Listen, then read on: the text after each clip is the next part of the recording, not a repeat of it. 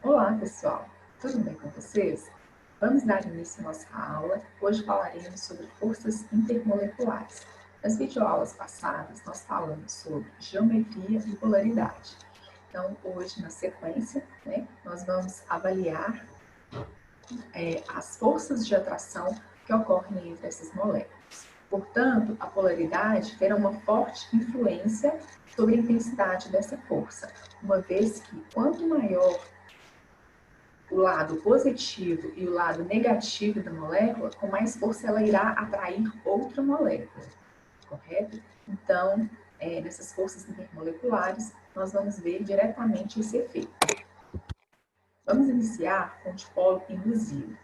Esse tipo de interação, ele acontece entre moléculas apolares, que são consideradas interações fracas, na maioria das vezes, sendo que uma molécula apolar, como ela não tem polos, né, então ela não consegue atrair de forma muito intensa uma outra molécula.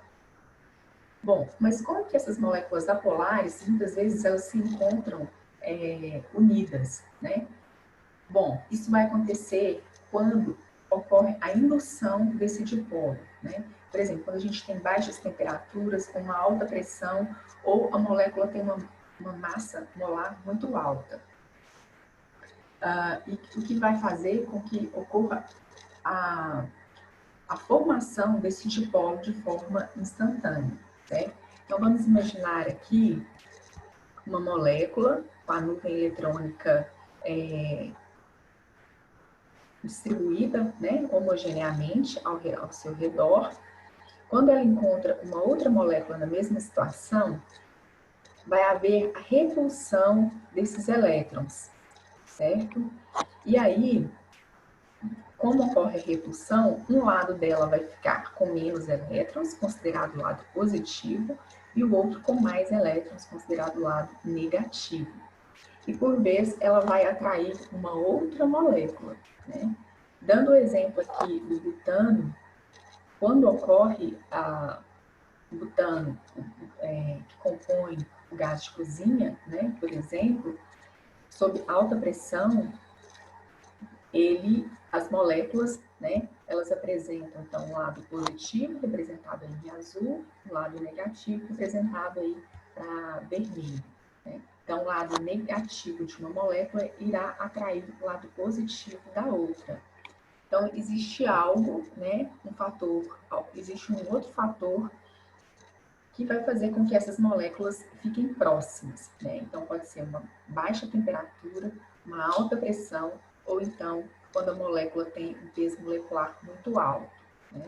Mas a molécula sozinha, ela não teria polos, mas a presença de outra molécula que faz com que ela apresente esse dipolo induzido. Então, por isso que a gente fala induzido pela molécula vizinha, né? Muito bem, pessoal. Como são interações fracas, né, geralmente as moléculas pequenas apresentam baixo ponto de ebulição. Tá? Então, por exemplo, nós temos aqui o pentano, né, com a cadeia normal, né, chamado N-pentano, e o neopentano, que tem uma ramificação metil. A gente observa aí, está em Kelvin, mas o ponto de ebulição do pentano é 36 graus, e o neopentano é 9,5. Então, veja que a superfície de contato do pentano é maior, uma vez que o dipolo induzido ele acontece na superfície da molécula.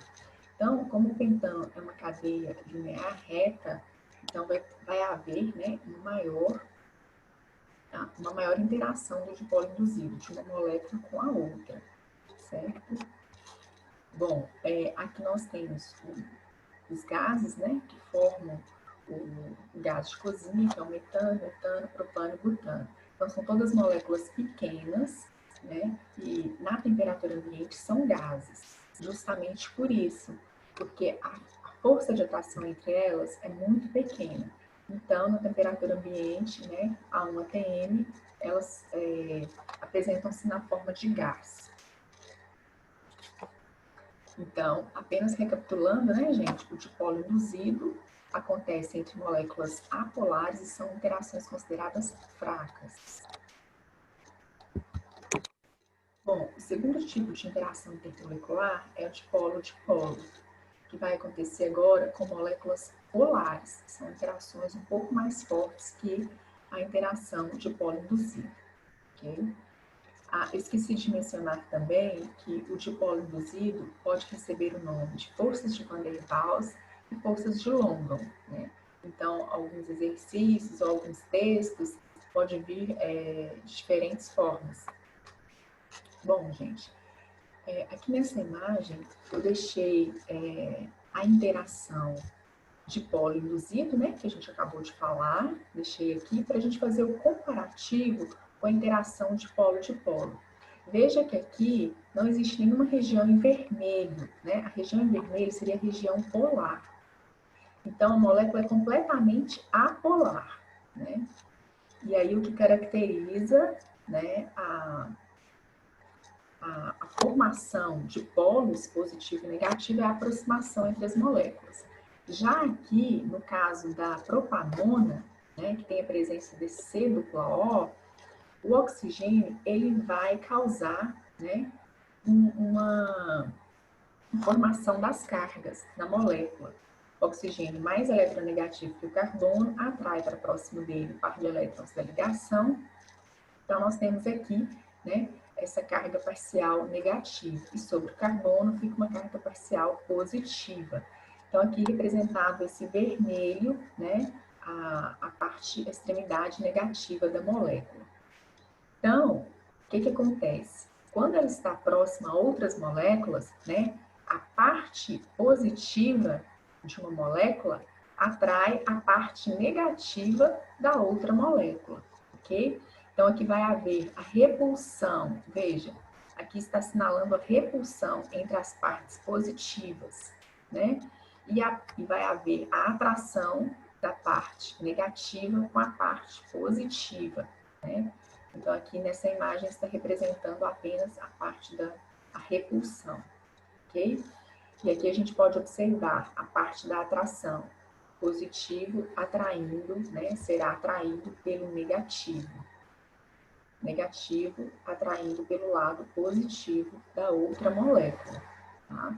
Então, ela é uma interação mais forte justamente, né, porque ela já tem essa diferença de carga, né, na própria molécula. Essa separação das cargas, né? Então, como eu havia falado, a presença do grupo funcional aqui, da cetona, né, que causou essa polaridade na molécula. Muito bem. O terceiro tipo de interação é a ligação de hidrogênio, né? Ela é uma interação mais forte que a anterior, porque ela acontece com elementos mais eletronegativos. Quanto mais eletronegativo é o elemento, mais carga negativa, maior densidade eletrônica ele atrai para próximo de si, né? Por isso que a ligação de hidrogênio é tão forte. Ela acontece com flúor, oxigênio e nitrogênio, que são os três elementos mais eletronegativos da tabela periódica. E para que esse tipo de interação tenha esse nome, ligação de hidrogênio, esses três elementos, eles precisam estar ligados a hidrogênio, tá? Então, vejamos aqui o que acontece no caso da água. O oxigênio está ligado ao hidrogênio, então, esse é o requisito, né, para que a interação seja chamada de ligação de hidrogênio. Então, o hidrogênio, que é a parte positiva de uma molécula, vai interagir, então esse pontilhado está representando a ligação de hidrogênio. Ele interage com o oxigênio da outra molécula, certo? E aqui do lado, nós temos uma molécula de álcool, o metanol, né? No mesmo critério, né? O oxigênio ligado a hidrogênio, né? Tendo aqui, então, a hidroxila, o oxigênio ligado ao hidrogênio, e o oxigênio fazendo a ligação de hidrogênio, aqui representado por essas linhas pontilhadas, né? A ligação de hidrogênio com o hidrogênio da outra molécula, certo? Então, nós precisamos diferenciar bem, né? Aqui nós temos as três moléculas, o que é a ligação covalente e o que é a ligação de hidrogênio, certo, gente? Bom, um exemplo bem típico de ligação de hidrogênio acontece com a molécula de DNA, né, entre as bases nitrogenadas. Então, a gente tem aqui a guanina, né, de um lado, a citosina, de outro lado, então, o oxigênio aqui, né, formando uma ligação de hidrogênio com a outra, com o hidrogênio. E aqui a dupla hélice, né? Então, aqui essas conexões aqui no meio são as ligações de hidrogênio. Então, a gente vê a importância, né, desse tipo de interação para todos os organismos vivos, tanto do reino animal como vegetal. Um outro tipo de interação, gente, assim, que a gente vê muito, né, que acontece todos os dias aí, a interação íon-dipolo, quando a gente dissolve, por exemplo, o sal de cozinha em água. Então, o que acontece? O sal de cozinha, ele é formado por íons sódio e cloro. Sódio positivo e cloro negativo. Né? Uma ligação iônica. Então, a gente tem aqui um cristal de sal, né? Então, positivo e negativo. Sendo representado aqui, então, o sódio e o cloro. Quando a gente dissolve esse cristal em água, então nós temos aqui representadas as moléculas de água, as moléculas de água começam como se fosse a capturar, né, cada íon. Então, a gente vê aqui o negativo próximo do positivo, que são os hidrogênios da água, certo? Então, veja que o positivo, né, ele está solvatado, que é o nome que se dá, né, quando o íon está envolto pelas moléculas, né, de água. Então, aqui a água, a parte do oxigênio, né, interagindo com o sódio, a parte positiva do sal.